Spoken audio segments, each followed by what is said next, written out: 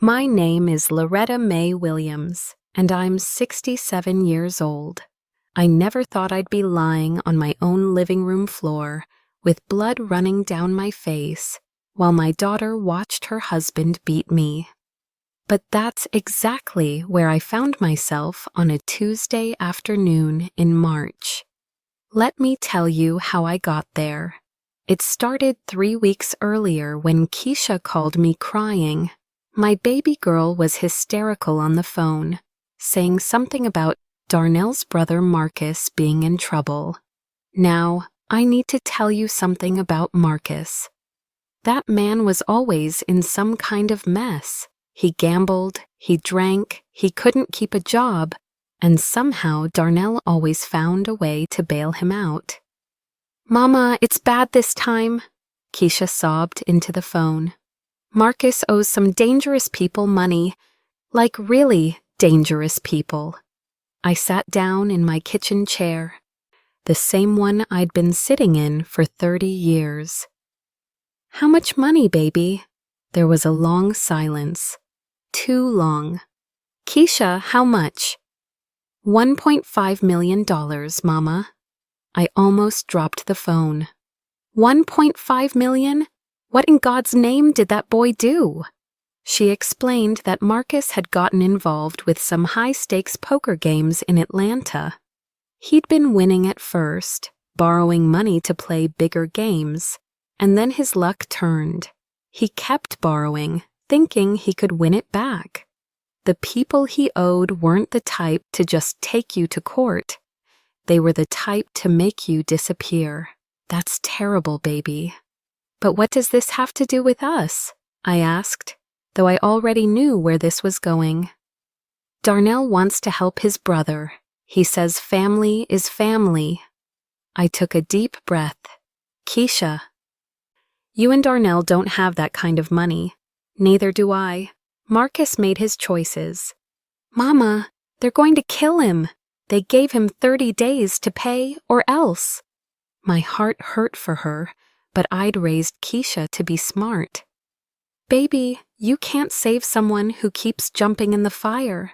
Marcus needs to go to the police, file for bankruptcy, something legal.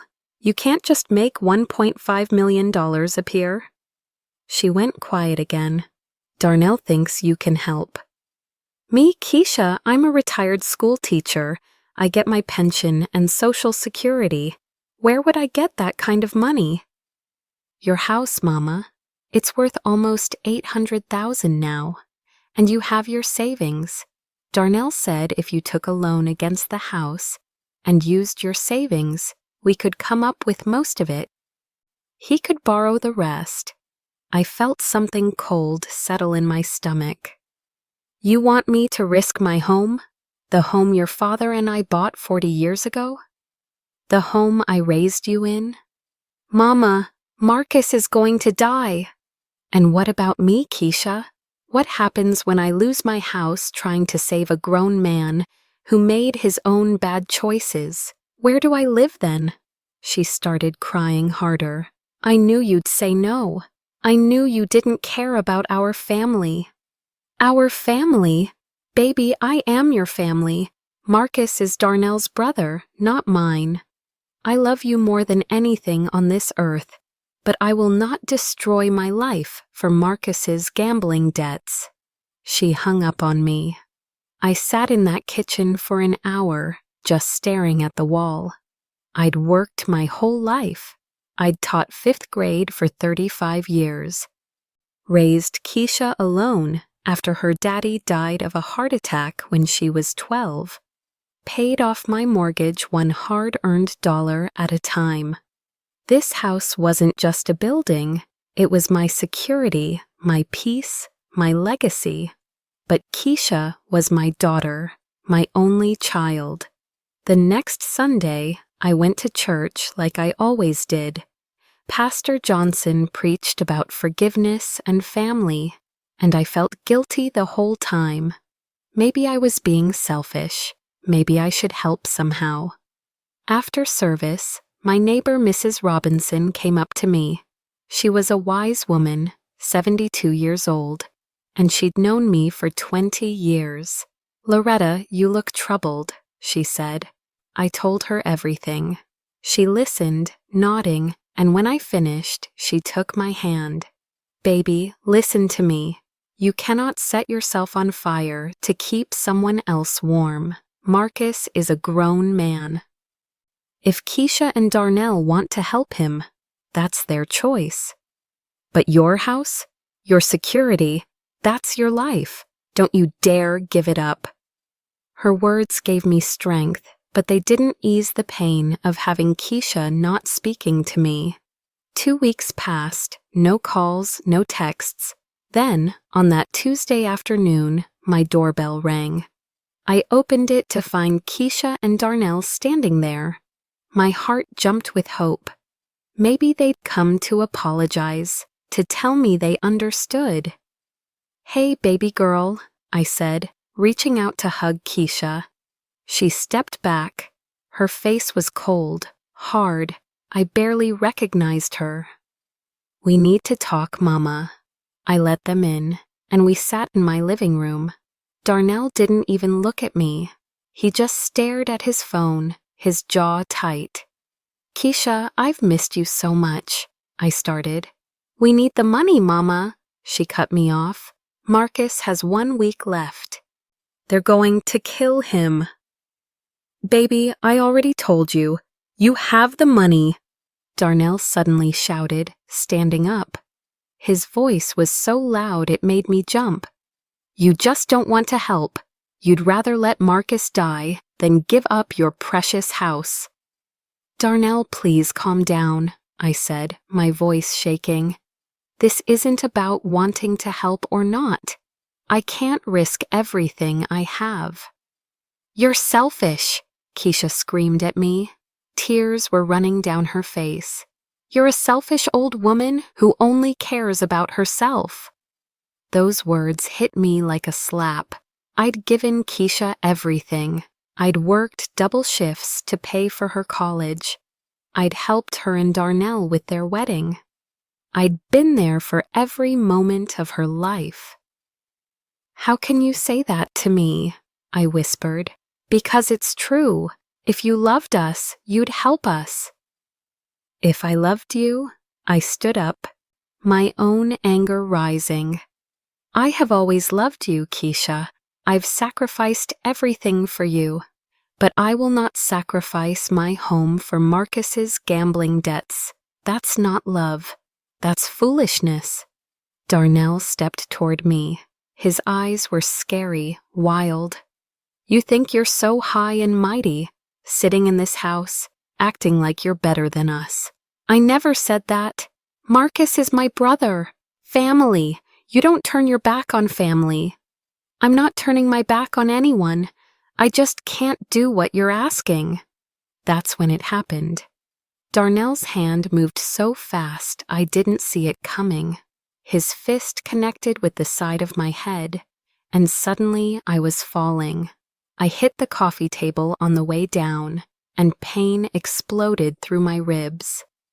I landed on the floor, and before I could even understand what happened, he was standing over me, pulling his fist back again. "Darnell, stop!" I screamed. But he didn't stop. His fist came down again, hitting my cheek. I tasted blood, my vision blurred. "You're going to help us," he shouted. "You're going to sign over that house. You're going to get that loan." He hit me again and again. I looked up through the pain and the blood and the tears, and I saw Keisha, my baby girl, my daughter. She was standing there, watching, and she wasn't screaming for him to stop. She wasn't calling the police. She wasn't helping me. She was just watching with her arms crossed. "Please," I begged, looking at her. "Baby, please." "Sign the papers, Mama," she said coldly. "Just sign the papers and this stops." Darnell hit me one more time, and everything went black. When I woke up, I was alone on the floor. My whole body hurt. My face felt like it was on fire.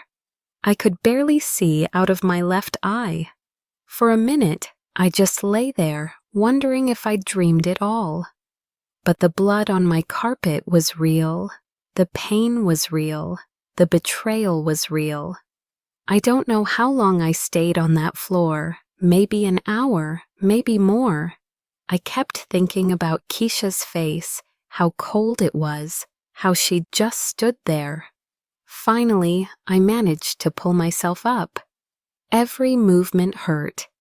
I stumbled to the bathroom and looked in the mirror. I didn't recognize the woman staring back at me. My left eye was swollen shut. Blood was dried on my face and in my hair. My lip was split open. Bruises were already forming on my cheeks and jaw. My phone was on the couch. I grabbed it with shaking hands. I should have called 911. I should have called the police right then and there. But I didn't. Instead, I called someone else. Someone I trusted. Someone who'd been telling me for weeks to be careful, to protect myself. "Mrs. Robinson," I whispered into the phone, "I need help. Before we continue, please drop a comment if you've ever experienced something like this. We'd love to hear your story and subscribe to the channel to help us grow." She came over within 15 minutes. When she saw my face, she gasped and immediately wanted to call the police. "No," I told her, "not yet. Loretta, look at yourself. That man beat you, your own son-in-law." "I know, but if I call the police now, they'll arrest him, maybe Keisha too. And then what? I lose my daughter forever, and Marcus still dies, and nothing is solved. So what are you going to do?" I looked at her, and I felt something I hadn't felt in years. It wasn't anger exactly. It was colder than that, harder than that. "I'm going to make sure he regrets this," I said. "I'm going to make sure they both regret this." Mrs. Robinson helped me clean up my wounds. She took pictures of everything with my phone, every bruise, every cut, every injury. She wrote down the time, the date, everything I told her about what happened. "You'll need evidence," she said, "when you're ready." That night, I barely slept. Every time I closed my eyes, I saw Keisha's cold face. I heard Darnell's voice screaming at me. I felt his fists. But I also made a plan. The next morning, my doorbell rang again. I looked through the peephole carefully, my heart racing. It was Keisha. She was alone. I opened the door but kept the chain on. "Mama," she said, and her voice was different now, softer. "Mama, please. We need to talk." "About what?" My voice came out flat and cold. "Can I come in?" "No." She looked shocked.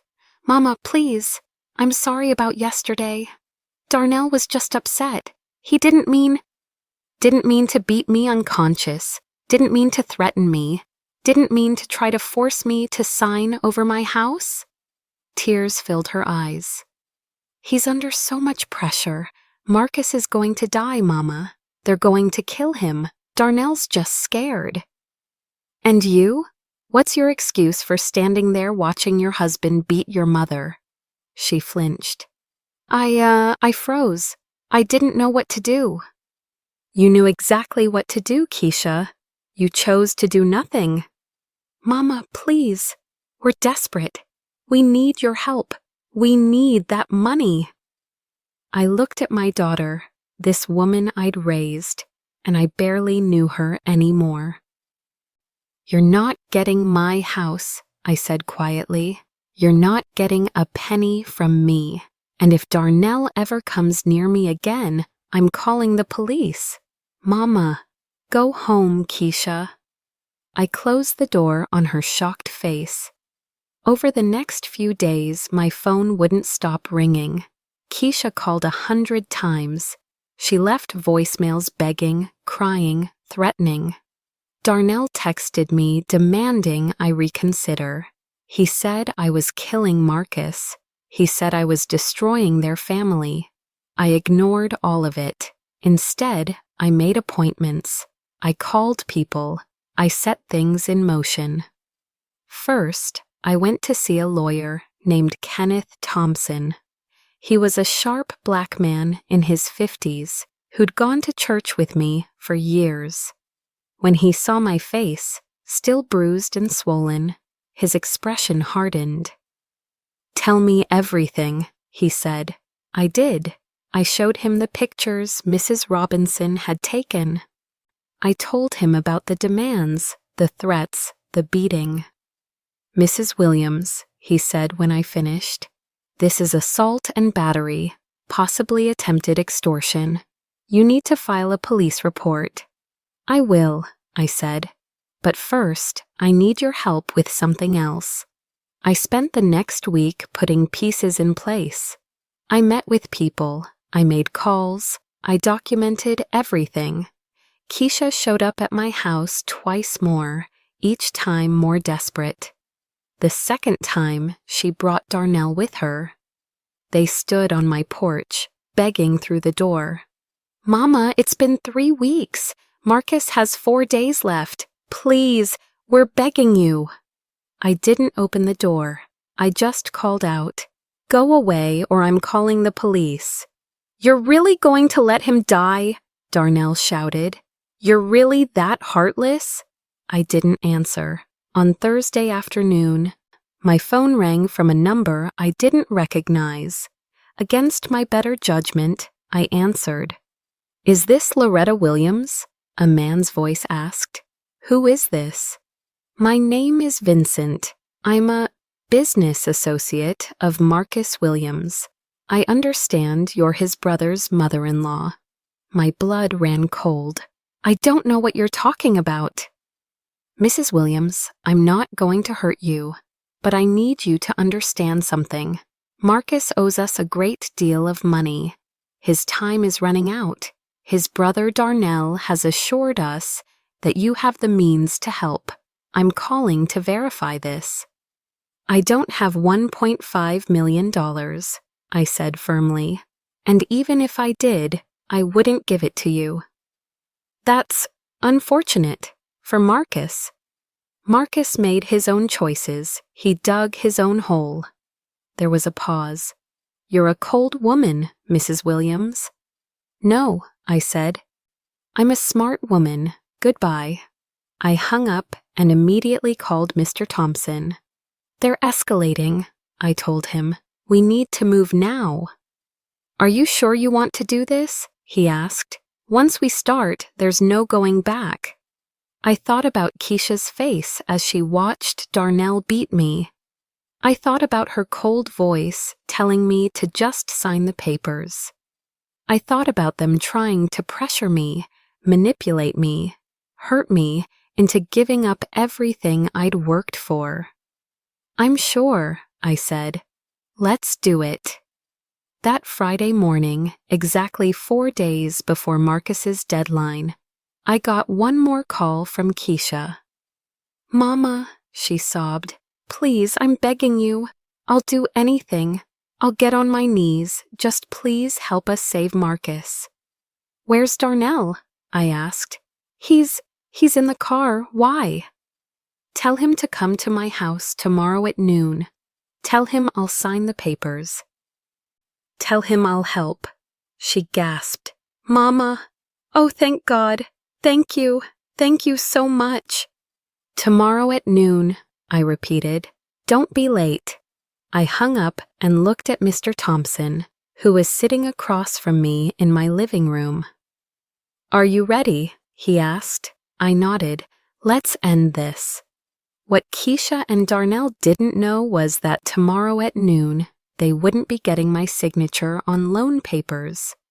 They'd be getting something very, very different. And I was going to make sure they never forgot it. Saturday morning, I woke up at 5 a.m. I couldn't sleep anyway. My body still ached from the beating, though the swelling had gone down some. I looked at myself in the mirror and barely recognized the woman staring back. But I wasn't that helpless woman on the floor anymore. I got dressed carefully. I put on my Sunday best, a navy blue dress with a white collar, pearls that my late husband James had given me on our 20th anniversary, and my good shoes. I did my makeup to cover the fading bruises as best I could. I wanted to look dignified, strong. Mrs. Robinson came over at 8 a.m. with breakfast, grits, eggs, and turkey sausage. "You don't have to do this, you know," she said, watching me eat. "You could still just call the police, press charges, and be done with it." "That's not enough," I said. "They tried to take everything from me. They need to understand what that feels like." At 10:30, Mr. Thompson arrived with 2 other people, a woman named Detective Lisa Freeman and a younger man he introduced as his associate,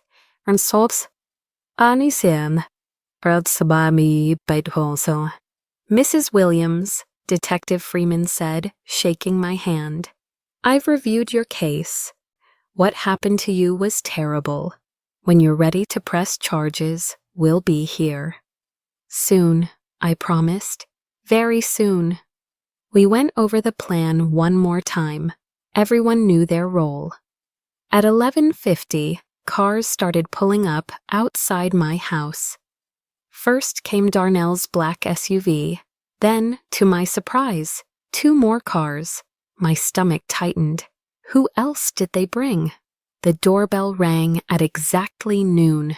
I opened the door to find not just Keisha and Darnell, but Marcus himself and another man I didn't recognize.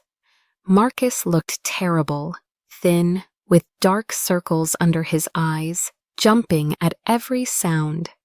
The other man was tall, wearing an expensive suit, with cold eyes that reminded me of a snake. "Mama!" Keisha rushed forward to hug me, but I stepped back. "Come in," I said quietly. They filed into my living room. Darnell was carrying a briefcase.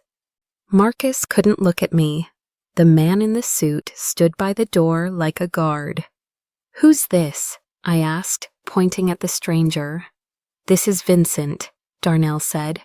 "Marcus's creditor. He's here to verify the transaction." "I see." I sat down in my armchair, the one James used to sit in. "So you brought the loan shark to my home." Vincent smiled, but it didn't reach his eyes. "I prefer businessmen, Mrs. Williams. I'm just here to ensure everything goes smoothly." "Mama, do you have the papers ready?" Keisha asked eagerly. She looked nervous, excited, desperate all at once. "The bank papers for the loan?" "Oh, I have papers," I said. "But first, let's talk." Darnell frowned. "We don't have time for talk. We need—" "Sit down," I said, my voice hard as steel. Something in my tone made him stop. "All of you, sit." They sat, though Vincent remained standing. "Do you know what you've put me through these past 3 weeks?" I asked, looking at Keisha. "Do you have any idea?" "Mama, we can talk about this later." "No, we'll talk about it now." I stood up, walked to my mantel, and picked up a framed photo of Keisha at her high school graduation. "I raised you by myself after your daddy died. I worked 2 jobs to put you through college. I was there for every moment of your life. Every birthday, every heartbreak, every triumph." Tears filled Keisha's eyes. "I know, Mama. And you repaid me by standing there while your husband beat me unconscious." The room went dead silent. Marcus's head snapped up. "What?" "She's lying," Darnell said quickly. "She's just trying to—" "Am I lying?" I turned to face him. Should I show them the pictures, the bruises, the split lip, the black eye? Keisha looked at the floor. "You beat her?" Marcus said, staring at his brother with horror. Darnell, what the hell? Shut up, Marcus, Darnell snapped. This doesn't concern you. It concerns all of you, I said, because you all thought you could pressure me, threaten me, hurt me into giving up my home, my security, everything I've worked for my entire life. Vincent cleared his throat.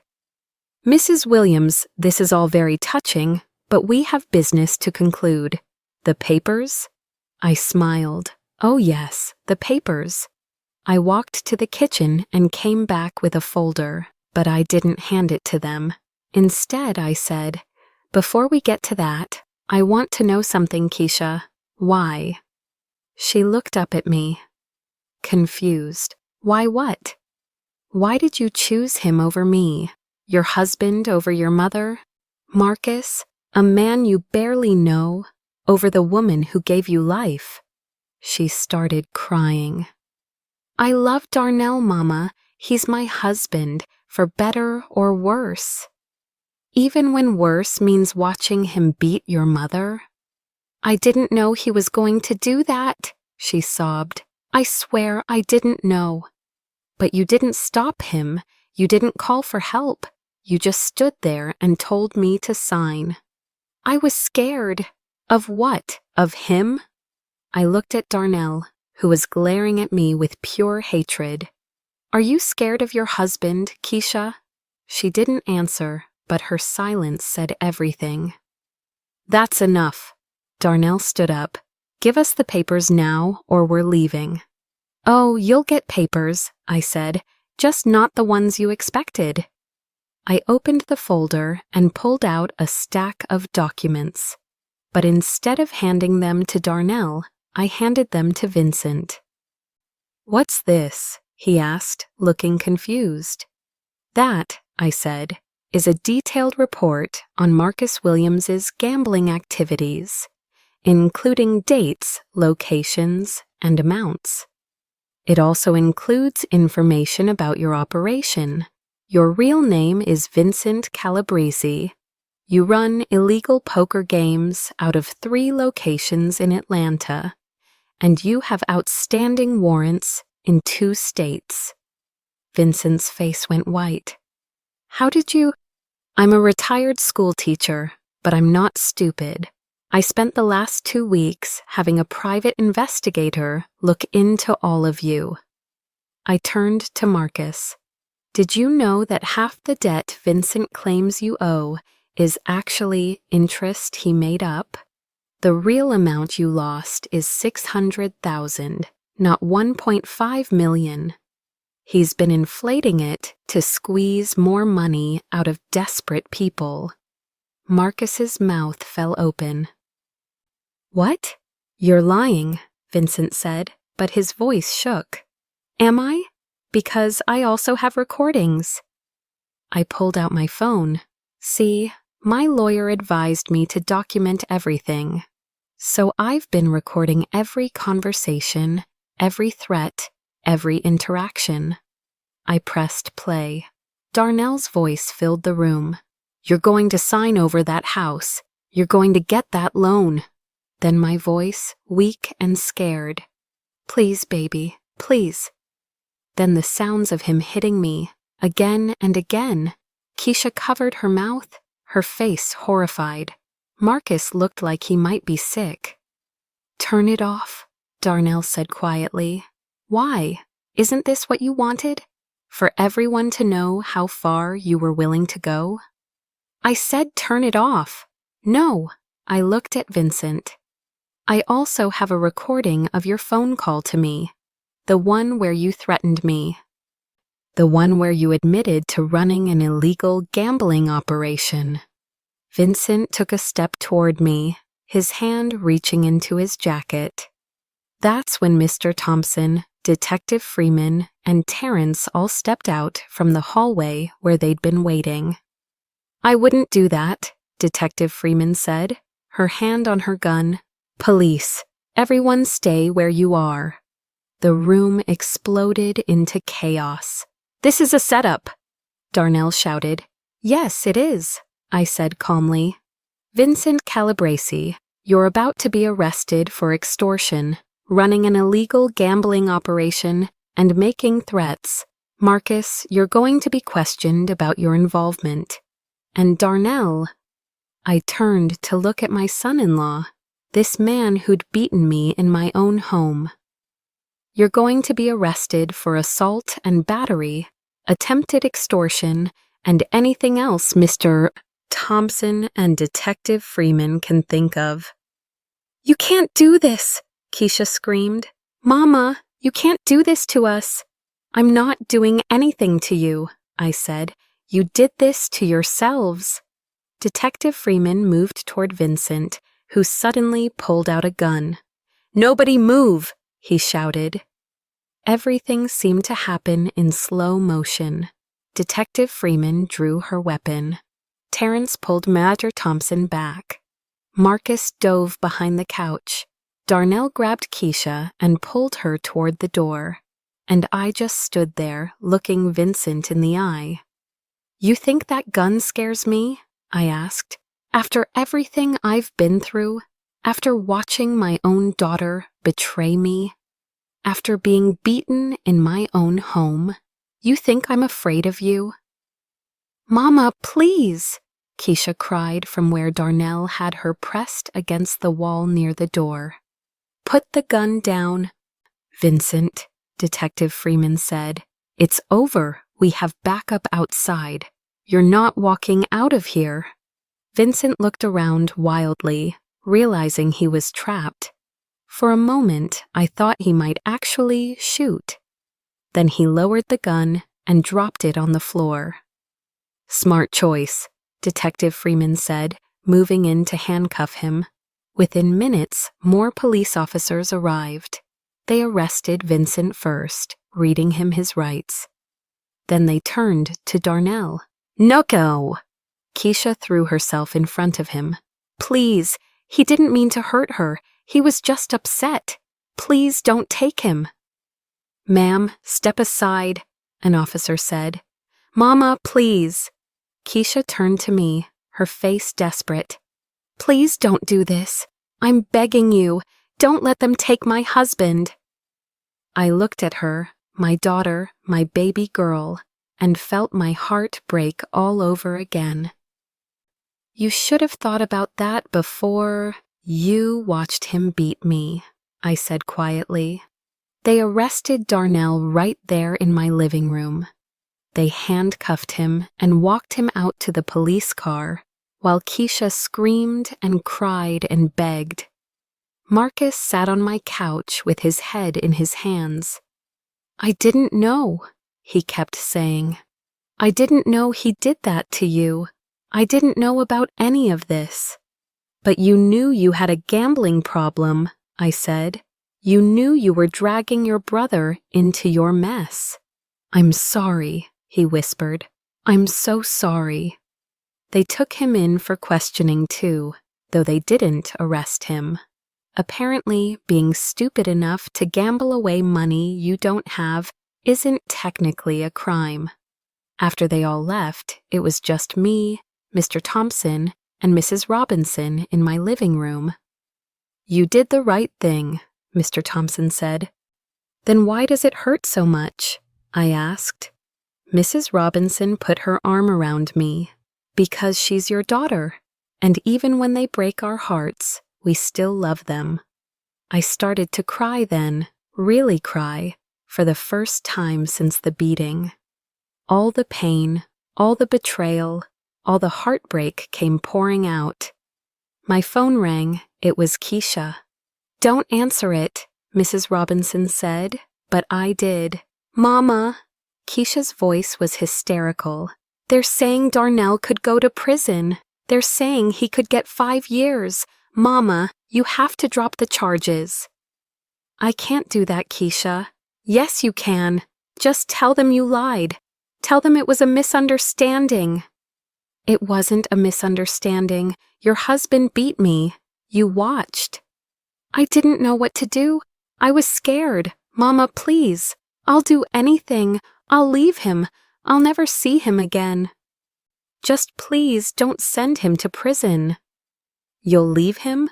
"Yes, anything, just please." I took a deep breath.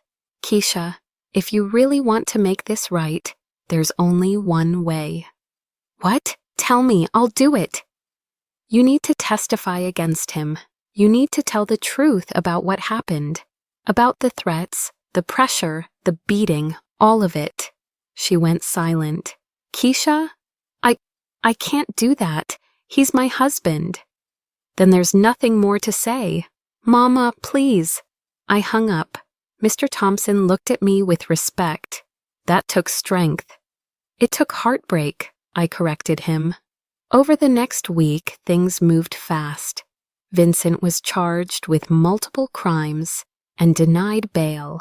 Apparently, he had a history of skipping court dates.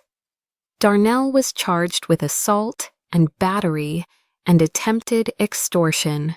His bail was set at $50,000. Keisha called me every day, begging me to help them make bail. I didn't answer. Then on Thursday, something unexpected happened. Marcus showed up at my door. "Mrs. Williams," he said, and he looked different, sober, clear-eyed. "Can we talk?" Against my better judgment, I let him in. "I've been going to Gamblers Anonymous meetings," he said, "every day since everything happened. I'm also working with the prosecutor's office. I'm testifying against Vincent." "That's good, Marcus." "I want you to know something. I never asked Darnell to involve you. I never wanted any of this. When he told me what he did to you, I wanted to kill him myself." I studied his face.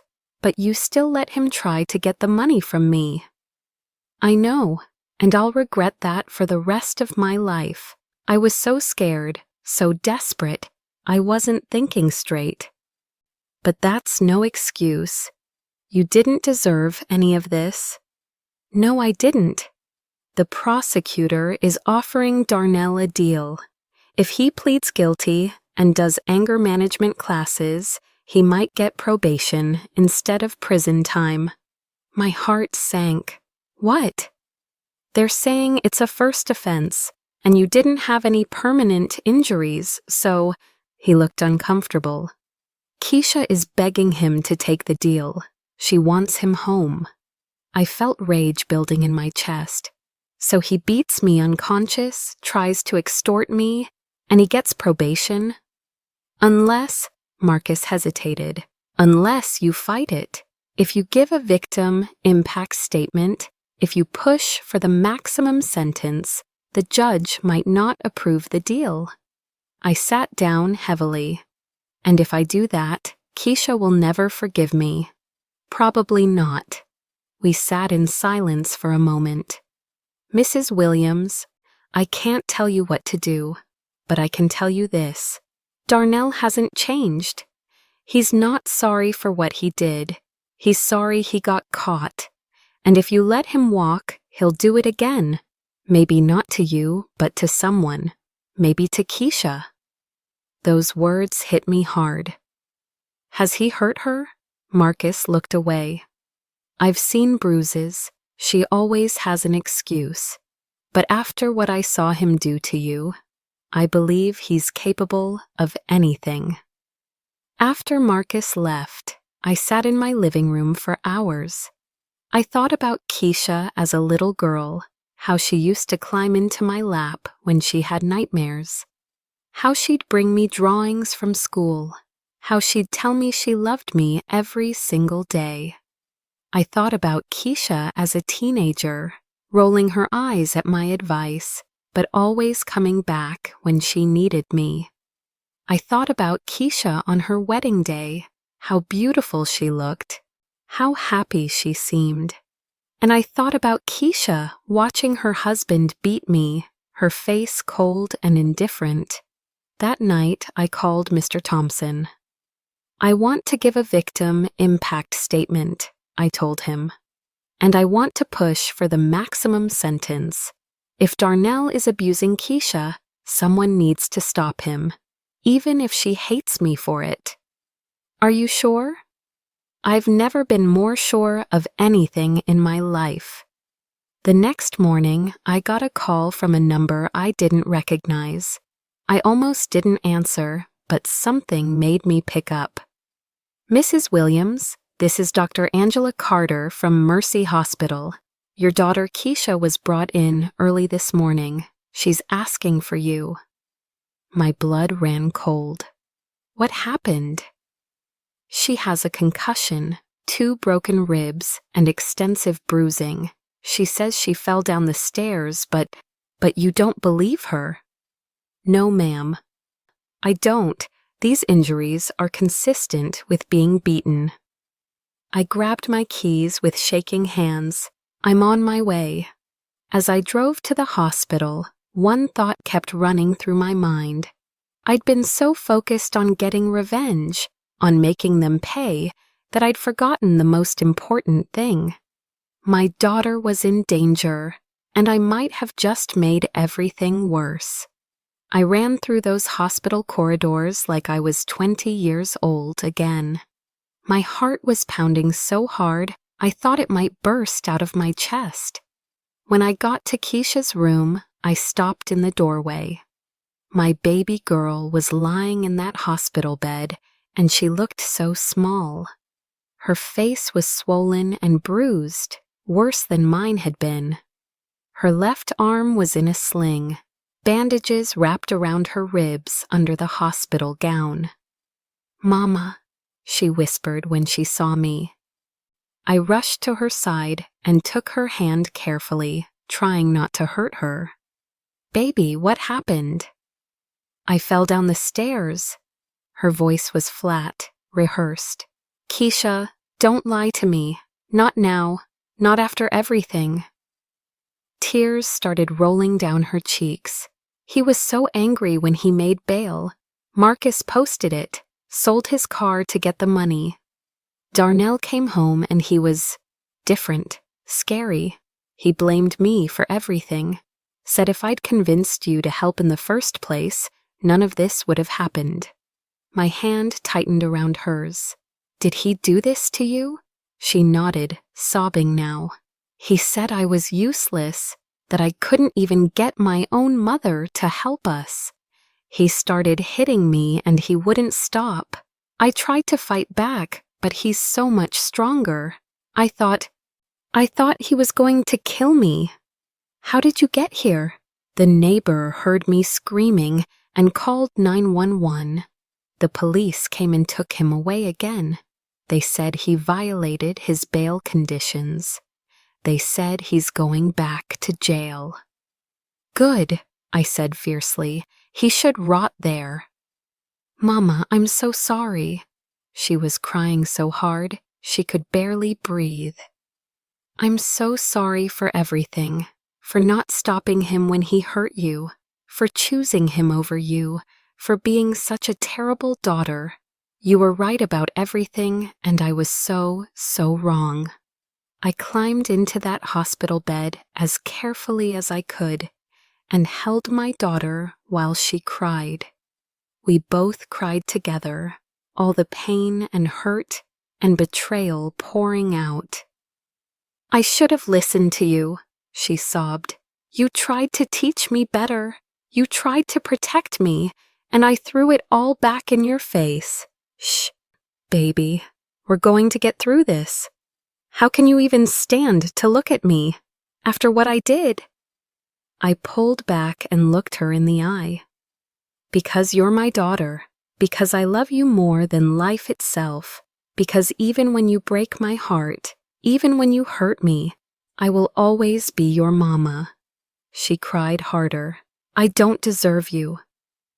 "Maybe not, but you've got me anyway." Dr. Carter came in a little while later. She was a kind-faced black woman in her 40s with warm eyes. "How are you feeling, Keisha?" she asked.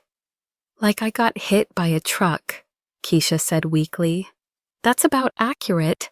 Dr. Carter checked her chart. "Mrs. Williams, can I speak with you outside for a moment?" In the hallway, she said, I've reported this to the police as domestic violence. They'll want to take Keisha's statement. I also want to connect her with our social worker and a domestic violence counselor. Thank you, I said. Whatever she needs. And you? How are you holding up? I must have looked confused because she smiled gently. I saw the report. I know what he did to you, too. This can't be easy. I'll be fine, I said. I just need to make sure my daughter is safe. Over the next few days, I barely left Keisha's side. Mrs. Robinson brought me food and clean clothes. Pastor Johnson came to pray with us. Church members sent flowers and cards. Mr. Thompson came to visit too. Darnell's bail has been revoked. He's being held pending trial. And with this new assault on Keisha, they're adding more charges. He's looking at serious prison time now.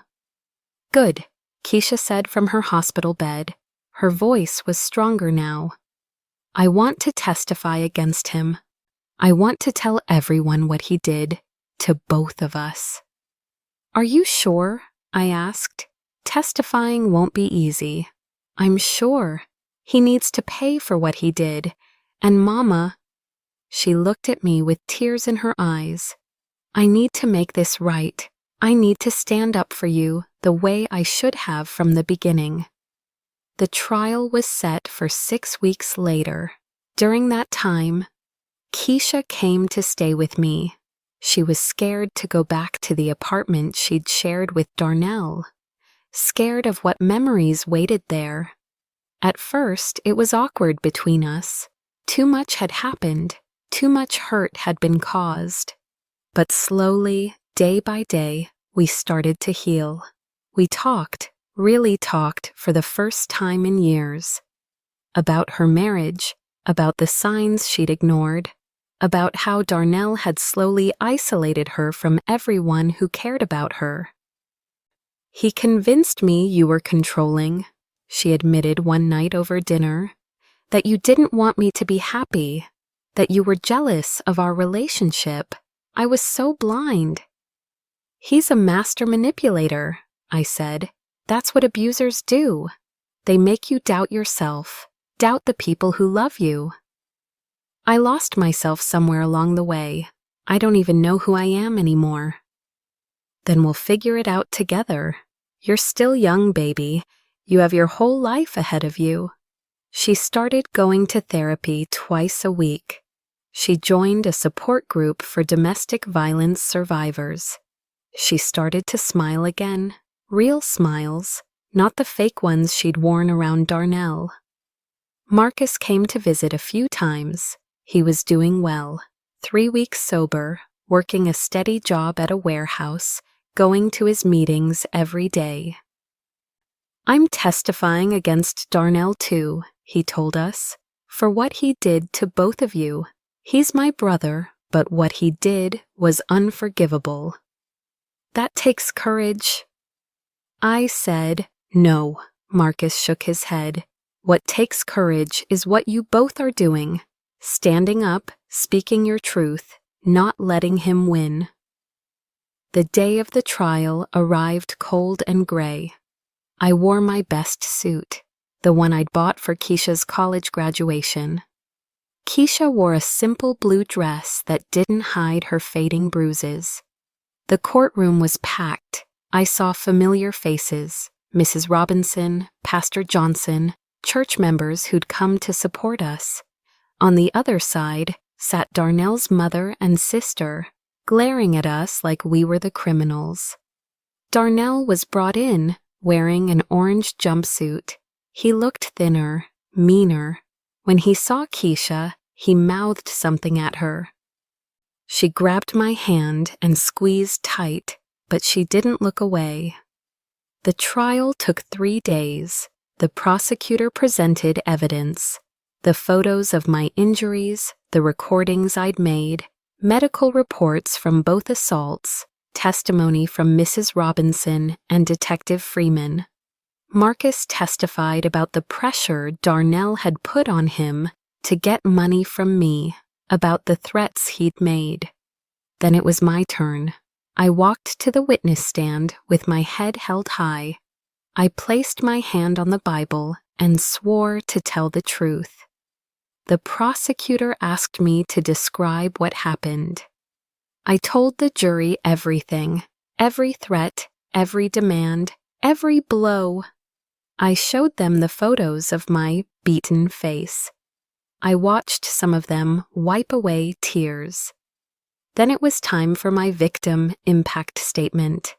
I looked directly at Darnell as I spoke. I am 67 years old. I worked my entire life to build a secure future for myself and my daughter. I was a teacher for 35 years, shaping young minds, helping children learn to be kind, to be honest, to stand up for what's right. When my daughter married you, I welcomed you into our family. I trusted you with the most precious thing in my life, my child. And you betrayed that trust in the worst possible way. You didn't just beat me.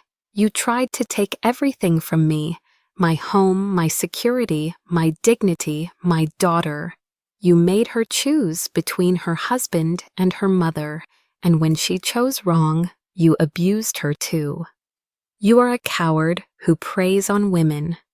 You are a bully who uses his fists when he doesn't get his way.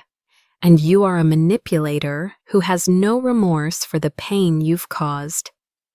I want this court to know that I will never forget what you did, but I also want you to know that you didn't break me, you didn't take my home, you didn't take my dignity, and you didn't take my daughter, not permanently.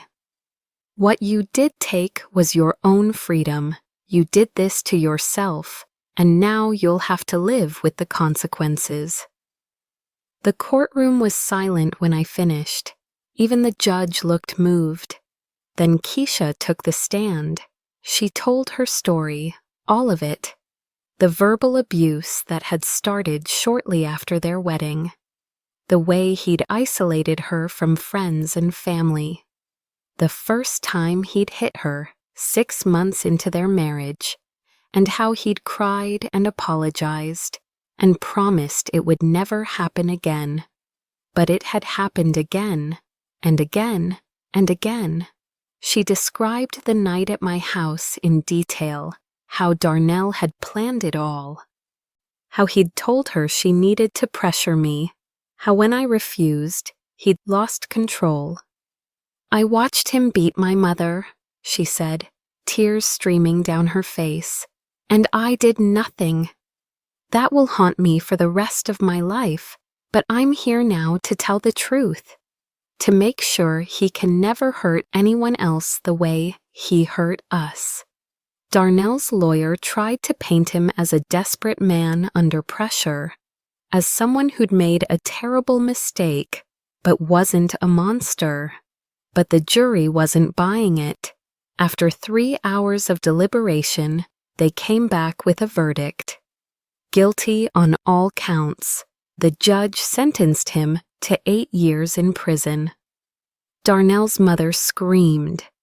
His sister called us terrible names, but I just sat there holding Keisha's hand, feeling something I hadn't felt in months. Peace. Outside the courthouse, reporters wanted statements. I kept it simple. Justice was served today. My daughter and I can finally start to heal. That night, our church family threw us a celebration dinner. Pastor Johnson gave a beautiful blessing. These 2 women have shown us what real strength looks like, he said. They stood up for themselves. They told the truth. They fought for justice. And they did it together, as mother and daughter should. Mrs. Robinson stood up with a glass of sweet tea.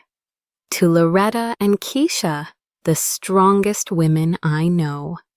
To Loretta and Keisha, everyone cheered. Over the next few months, Keisha and I rebuilt our relationship. She got a job at a local elementary school as a teacher's aide. She filed for divorce. She started dating again, carefully, taking her time, learning to trust herself. Marcus completed his program and paid back what he could to Vincent's victims through a restitution fund. He and Keisha became friends, bonding over their shared experience with Darnell. As for me, I finally felt like I could breathe again. My home was still mine. My life was still mine. And most importantly, I had my daughter back. One Sunday after church, Keisha and I were sitting on my porch, drinking lemonade, when she said, "Mama, I've been thinking." "About what, baby?" "About how you fought for me, even when I didn't deserve it. How you stood up to Darnell, even though it was scary. How you never gave up on me, even when I gave up on you. You're my daughter. I'll always fight for you." "I want to be like you when I grow up," she said with a small smile. "Strong, brave, unbreakable." I laughed. "Baby, you already are those things. You just had to remember it." She leaned her head on my shoulder, and we sat there in comfortable silence, watching the sunset paint the sky orange and pink. I thought about everything we'd been through, the betrayal, the pain, the trial, the healing. It hadn't been easy. It had been the hardest thing I'd ever done. But we'd survived. We'd stood up, we'd fought back, and we'd won. Not because Darnell was in prison, though that helped. We'd won because we'd reclaimed our power, our dignity, our voices. We'd proven that we were stronger than the people who tried to break us. "I love you, Mama," Keisha whispered. "I love you too, baby girl, always and forever." The next morning, I got a letter from Darnell. He'd written from prison, asking me to forgive him, to help him appeal his sentence. I read it once, then threw it in the trash. Some people deserve second chances. But Darnell had already had his second chance, and his third, and his fourth. He'd squandered every one. Instead, I wrote a letter to myself, the scared woman who'd been beaten on her living room floor all those months ago. "Dear Loretta, right now you're hurting. You're scared. You feel betrayed by the people you love most. You're wondering if you'll ever feel safe again, if you'll ever get your daughter back, if you'll ever be able to trust anyone. I'm writing to tell you that you will survive this. You will stand up. You will fight back. You will win. It won't be easy. There will be days when you want to give up, when the pain feels too great, when the cost feels too high. But you won't give up. You're stronger than you know. Your daughter will come back to you. She'll realize her mistake. She'll stand beside you instead of against you, and you'll both be better for it. You taught children for 35 years. You taught them to be brave, to stand up to bullies, to do what's right even when it's hard. Now it's time to teach yourself those same lessons. Don't let anyone take what's yours. Don't let fear silence your voice. Don't let betrayal break your spirit. You are Loretta Mae Williams.